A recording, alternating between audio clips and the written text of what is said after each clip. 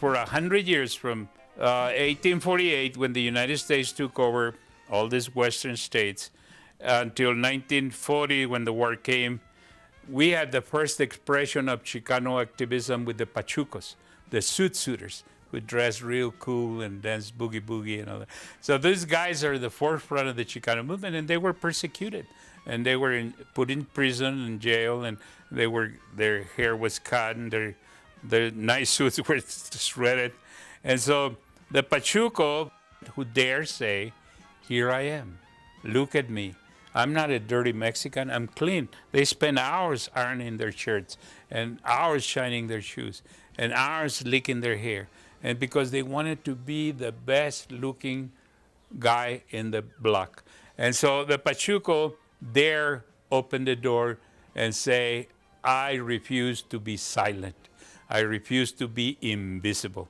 And so they came visible. It was the wrong time to do that. It was World War II. And so they figured they were the enemies. They were targeted as being allies of the Germans, saying that the Zoot Suit Pachuco is a German agent, is over here as a spy and would support the Germans if they invaded the United States. And you know, there's just enough truth to that. I mean, during World War I, Germany did try to get Mexico to come in on the side of Germany. When you start beating up hundreds of people for no good reason, they don't forget, and their kids don't forget. I'm the kid of that generation, of the World War II generation. Today, many Chicana and Chicano activists believe that the Zoot Suiters were the first barrio warriors in the fight for self-determination.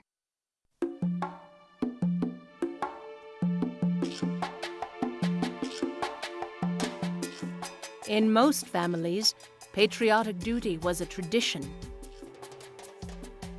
With valor and distinction, Mexican Americans served in the U.S. Armed Forces since the mid-19th century. Numerous soldiers earned the Medal of Honor.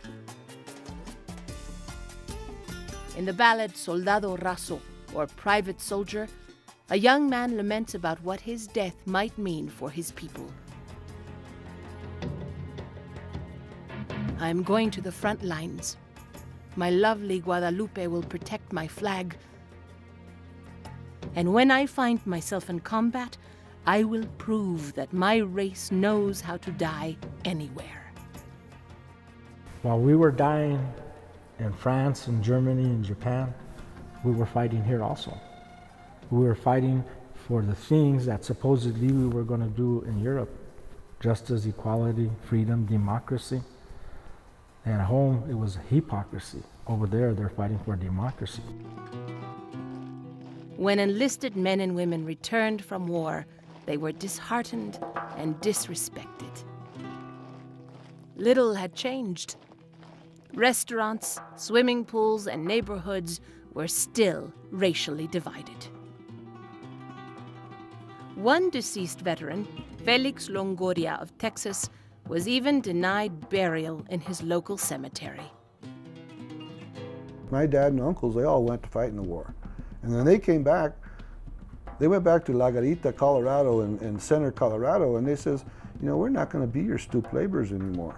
You know, I was in the service, I got trained in electronics, I got trained in mechanics. I know I can do a lot more than pick potatoes in the San Luis Valley."